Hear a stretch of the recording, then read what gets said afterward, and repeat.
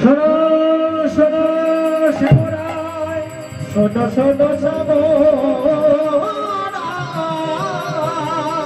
আজ বলি যে তোমার, আজ বলি হে তোমার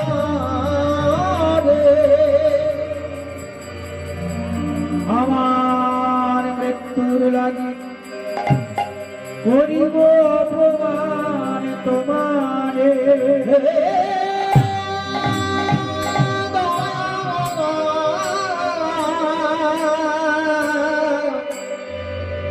দয়াল প্রভু প্রভু